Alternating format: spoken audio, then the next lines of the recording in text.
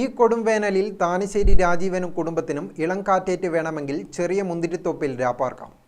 ഒരു പ്രതീക്ഷയുമില്ലാതെ വാങ്ങി നട്ട മുന്തിരിയിൽ ഇവരുടെ മുറ്റത്ത് അത്ഭുത കാഴ്ച വിരിഞ്ഞ് പഴുത്തു കുലകളായിരിക്കുന്നു.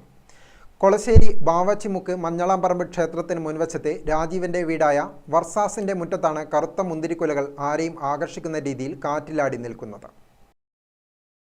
ഒരു വർഷം മുമ്പാണ് ഒരാൾ ഓട്ടോറിക്ഷയിൽ മുന്തിരിത്തൈകളും മറ്റും വിൽപ്പനയ്ക്ക് കൊണ്ടുവന്നത്.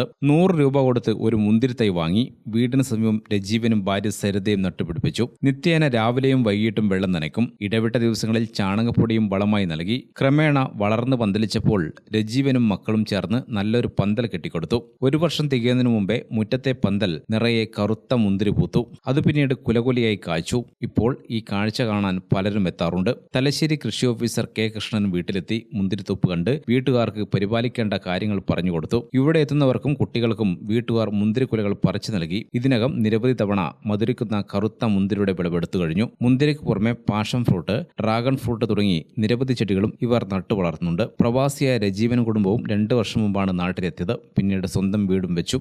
ദേവിക, ധ്യാൻരാജ് എന്നിവർ മക്കളാണ്. യാതൊരു പ്രതീക്ഷയും ഇല്ലാതെയാണ് മുന്തിരിത്തൈ നട്ടതെന്നും ഇപ്പോൾ മുന്തിരി കാഴ്ചപ്പോൾ ഏറെ സന്തോഷമുണ്ടെന്നും രജീവനും ഭാര്യ സരിതയും പറഞ്ഞു.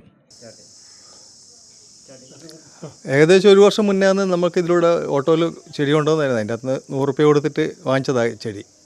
അപ്പോൾ പിന്നെ അത് നട്ട് വളർത്തി ഇപ്പോൾ ഏകദേശം 2 മാസമായിട്ട് 2 കൊല്ലമായി ഇതാക്കിയിട്ട് തൈ വെച്ചിട്ട് പിന്നെ എല്ലാം നല്ലോണം വള്ളിയെല്ലാം നല്ലോണം വളർന്ന് പിന്നെ ഉണ്ടാവുന്നൊന്നും വിചാരിച്ചിട്ടില്ല. പ്രതീക്ഷിക്കാണ്ട് ഒരു ഇത് വന്നതാണ്. പിന്നെ കഴിച്ച് കുറേ ഉണ്ടായി.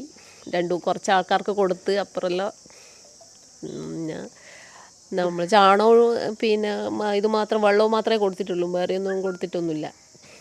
നല്ലോണം വളക്ക് കൃഷി വകുപ്പിൽ നിന്നെല്ലാം ആൾ വന്നിനി. നമ്മൾ വിളിച്ച് പറഞ്ഞതാണ് ഇങ്ങനെ ഉണ്ടായിട്ടുണ്ട്, പിന്നെ നമ്മളെ വീട്ടിൽ ഉണ്ടായി എന്ന് പറഞ്ഞപ്പം തന്നെ കൃഷി ഓഫീസർ പറഞ്ഞ് ഞാൻ വന്ന് കാണട്ടെ എന്ന് പറഞ്ഞിട്ട് വന്ന് കണ്ട് ഫോട്ടോ എല്ലാം എടുത്ത് പോയി അവർ. പിന്നെ കുറേ പച്ചക്കറി ഇതൊക്കെ ഉണ്ടായിരുന്നു, കുറേ ഇതെല്ലാം ഉണ്ടായിരുന്നു. വെള്ളം കുറവായിപ്പോൾ, അതുകൊണ്ട് അതിൻ്റെ ഒരു വിഷമം മാത്രമേ ഉള്ളൂ. അപ്പുറം ഇപ്പുറത്തുനിന്നെല്ലാം എല്ലാവരും വരും, പറിക്കുക. നമ്മൾ പറിക്കുന്നതിന് ഓരോരുത്തർക്ക് കൊടുക്കല, ഓരോ ആൾക്കാർക്കെല്ലാം കൊടുക്കുക.